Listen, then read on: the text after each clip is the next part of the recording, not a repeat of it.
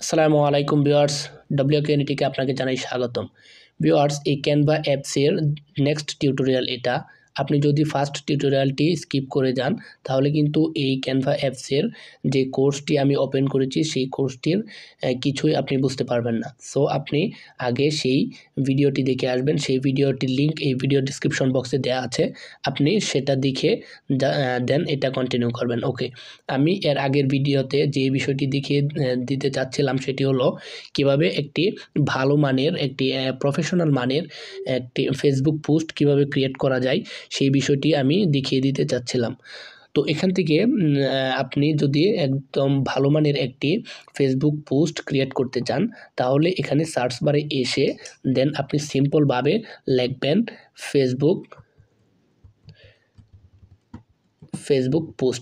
Facebook post লিখে search করার পর এখান থেকে আপনাকে অনেকগুলো অপশন এখানে দেখিয়ে দিবে।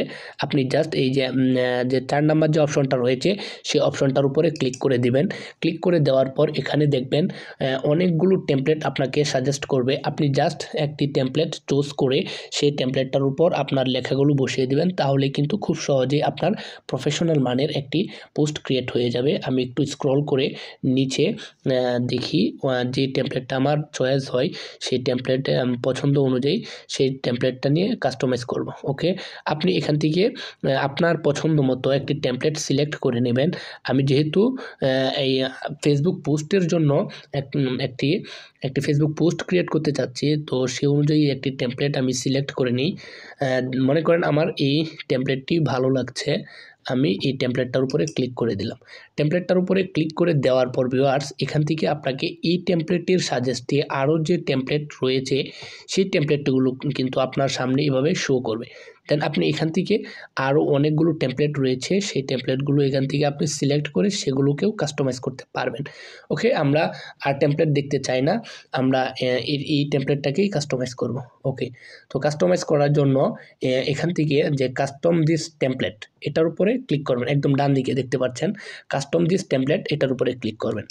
ক্লিক করে দেওয়ার পর আপনাকে একটি নিউ ট্যাবে নিয়ে যাবে। আপনাকে বলবে আমি নিউ ট্যাবে আসছি, আমাকে এখান থেকে কাস্টমাইজ করো। ওকে ভিউয়ার্স, তো দেন আমরা এখানে দেখব এখানে যে লেখাগুলো রয়েছে সবগুলো লেখা আমরা এখান থেকে রিমুভ করে দিব। রিমুভ করে দিয়ে আমরা ফেসবুক পোস্টের মধ্যে যে লেখাগুলো অ্যাড করতে চাই জাস্ট এখানে সেই লেখাগুলো অ্যাড করে দেব। ওকে ভিউয়ার্স, তো দেন আমি মনে করেন যে লেখাগুলো রয়েছে সবগুলো লেখা এখান থেকে আমি রিমুভ করে দেব। রিমুভ করার জন্য কি করব, এখান থেকে একদম প্রথম থেকে সম্পূর্ণটা সিলেক্ট করব। সিলেক্ট করে দেওয়ার পর আপনি এখান থেকে যে কাজটি করবেন সেটি হলো আপনার কিবোর্ডের যে ব্যাক স্পেস রয়েছে সেটার উপরে ক্লিক করেও দেখবেন আপনার এটা চলে গেছে, অথবা আপনি এখান থেকে ডিলেটের যে আইকনটি দেখতে পাচ্ছেন এটার উপরে ক্লিক করলেও দেখবেন এটা চলে গেছে। আমরা এটাকেও রিমুভ করে দেই।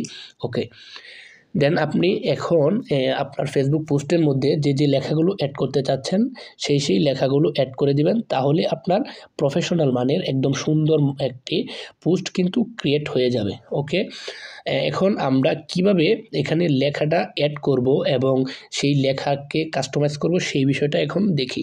এখান থেকে আপনি বাম দিকে যে টেক্সট নামে অপশনটা দেখতে পাচ্ছেন ভিউয়ার্স, এখানে একটু লক্ষ্য করেন টেক্সট নামে অপশন রয়েছে, এটার উপরে ক্লিক করবেন। ক্লিক করে দেওয়ার পর এখান থেকে অনেকগুলো অপশন আপনি পেয়ে যাবেন। এখান থেকে টেক্সটকেও কিন্তু ডিরেক্ট কাস্টমাইজ করা থাকবে, আপনি জাস্ট ওইটার উপরে বসিয়ে দিবেন। আমরা চাই না এটা থাক।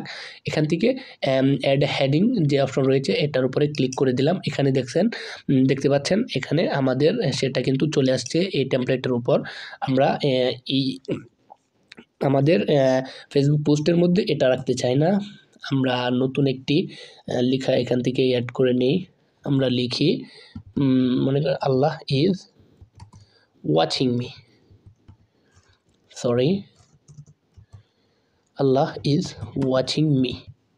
ওকে, এখান থেকে আমরা এটা অ্যাড করে দিলাম। আমরা চাই এখান থেকে সেটা অ্যাড করতে। এখানে মনে হয় আমার বানানটা একটু ভুল হয়েছে, মিস্টেক হয়েছে, আল্লাহ ইজ ওয়াচিং মি। ওকে, এখন ঠিক আছে মনে হয় আল্লাহ ইজ ওয়াচিং মি। নো, এখনও ঠিক হয় নাই। এখান থেকে আমরা জাস্ট বানানটা ঠিক করে দিই একটু। ওকে, আল্লাহ ইজ ওয়াচিং মি, এখন কিন্তু ঠিক আছে। ওকে, এখন আমরা চাই এই লেখার উপর একটি পোস্ট ক্রিয়েট করতে। ওকে, লেখাটা কিন্তু এখানে অ্যাড হয়ে গেল।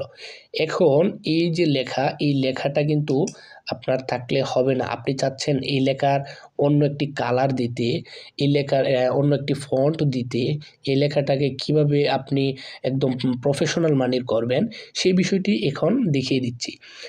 তো এখান থেকে সর্বপ্রথম এই লেখাটাকে সিলেক্ট করবেন। সিলেক্ট করে দেওয়ার পর এখন যদি আপনি চান এই লেখাটার কালারটা চেঞ্জ করতে, তাহলে জাস্ট এখান থেকে আপনি এই যে আইকনটা রয়েছে টেক্সট কালার, এটার উপরে ক্লিক করবেন। ক্লিক করে দেওয়ার পর এখান থেকে আপনার একটি নিউ ট্যাব ওপেন হবে। এখানে কালারের অনেকগুলো অপশন থাকবে।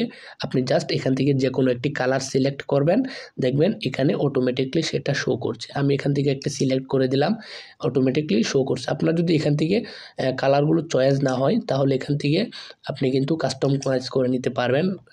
দেখবেন যে আপনার কভার পেজের ব্যাকগ্রাউন্ড অনুযায়ী কোন কালারটা শো করে একদম হাই লেভেল পর্যন্ত, সেটা আপনি এখান থেকে সিলেক্ট করে নেবেন। ওকে, তারপরে আপনি চাচ্ছেন আপনার এই লেখাটার একটু ছোটো বা বড় করতে।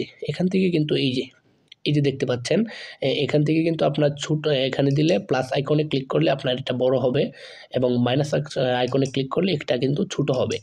ওকে, এখন আপনি চাচ্ছেন যে আল্লাহ ইজ ওয়াচিং মি, এই লেখাটাকে এক লাইনে রাখতে। এক লাইনে রাখার জন্য আপনাকে এখানে এসে তারপরে এটাকে একটু বাড়িয়ে দিতে হবে। দেখেন এটা কিন্তু এখন এক লাইনে হয়ে গেল। এখন আপনি চাচ্ছেন এটাকে একটু ছোট করতে। ছোট করার জন্য এই যে কোণার মধ্যে যে আইকনটা রয়েছে, এটাকে একটু এদিক সেদিক করবেন, দেখবেন অটোমেটিকলি ছোট হয়ে গেছে লেখাটা। ওকে ভিউয়ার্স, তারপরে আপনি চাচ্ছেন এই লেখাটার একটি ফন্ট দিতে। এই লেখাটার একটি ফন্ট এখান থেকে কিন্তু আপনি খুব সহজেই সিলেক্ট করতে পারেন। আপনি পুরো লেখাটাকে সিলেক্ট করবেন। সিলেক্ট করে দেওয়ার পর এখান থেকে এই যে আইকনটা রয়েছে এটার উপরে ক্লিক করবেন। ক্লিক করে দেওয়ার পর এখানে অনেকগুলো আপনি ফন্ট পেয়ে যাবেন। সেই ফন্টগুলো দেখে আপনার পছন্দ মতো যে কোনো একটি ফন্ট এখান থেকে সিলেক্ট করে নেবেন। আমার এই ফন্টটা চয়েস হয়েছে, আমি এখান থেকে এটা সিলেক্ট করে নিলাম। তারপরে এখান থেকে আপনি জাস্ট এটাকে কিন্তু আবার এই মিটা নিচে এসে গেছে, আপনি জাস্ট এখান থেকে আরেকটু বড় করে দিবেন। বড় করে দেওয়ার পর এখান থেকে এটাকে একটু ছোট করে দেবেন লেখার সাইজটাকে। ওকে, তাহলে এটা একটু ছোট হয়ে গেল।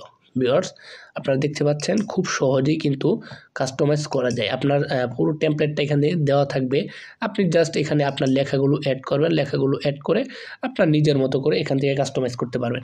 এখন আপনি যদি আবারও চান যে না আপনার লেখাটাকে কালারটাকে চেঞ্জ করবেন, আপনার কালারটাকে মনে করেন হ্যাঁ এটা থাক, এই কালারটা আমাদের একটু ব্রাইটনেসটা বাড়িয়ে দিল, খুব সহজেই দেখা যায়। ওকে ভিউয়ার্স, তো এভাবে কিন্তু খুব সহজেই যে কোনো লেখা অ্যাড করে আপনার পছন্দ মতো এখানে কাস্টমাইজ করতে পারেন। এখন এখান থেকে এই যে কর্নারে যে আইকনগুলো রয়েছে, যে ডিজাইনগুলো রয়েছে, এগুলো চাইলে আপনি কালার চেঞ্জ করতে পারেন। এটার উপরে ক্লিক করে এখানে আপনি কালার উপরে ক্লিক করে এখান থেকে আপনি আপনার পছন্দ মতো যে কোনো একটি কালার দিতে পারেন। আবার উপরেরটা সিলেক্ট করে এখান থেকে আপনার পছন্দ মতো আরও যে কোনো একটি কালার এখান থেকে দিতে পারেন। ওকে ভিউয়ার্স, তো এখান থেকে যদি আপনি মনে করেন এটা রিমুভ করবেন, রিমুভ করার জন্য এটার উপরে ক্লিক করবেন। ক্লিক করে দেওয়ার পর এখান থেকে ডিলিট আইকনে ক্লিক করবেন, তাহলে দেখবেন এটা অটোমেটিকলি ডিলিট হয়ে গেল। এখন কিন্তু আমাদের এটা খুব ভালো করে হয়ে গেল। এখন ফাইনালি আপনি এটা চাচ্ছেন সেভ করতে। সেভ করার জন্য এখান থেকে একদম ডান দিকে শেয়ার নামে অপশন রয়েছে, এটার উপরে ক্লিক করবেন। ক্লিক করে দেওয়ার পর এখান থেকে ডাউনলোড নামে অপশন রয়েছে, এটার উপরে ক্লিক করবেন। ক্লিক করে দেওয়ার পর এখান থেকে ডাউনলোডে ক্লিক করবেন। জাস্ট ডাউনলোডে ক্লিক করলে দেখবেন আপনার সেই পোস্টটা কিন্তু খুব সহজেই ডাউনলোড হয়ে যাবে। তো ভিউয়ার্স, এই ছিল আমার সেকেন্ড টিউটোরিয়াল। তো আমি এক এক করে খুব ছোট ভিডিও এই ক্যানভা অ্যাপসের উপরে ক্রিয়েট করব। আপনি যদি সেইগুলো মিস না করতে চান, তাহলে অবশ্যই চ্যানেলটিকে সাবস্ক্রাইব করে পাশে থাকা বেল আইকনটি বাজিয়ে দেবেন, যাতে এই ক্যানভা অ্যাপসের উপর নেক্সট টিউটোরিয়ালগুলো খুব তাড়াতাড়ি আপনার কাছে পৌঁছে যায়।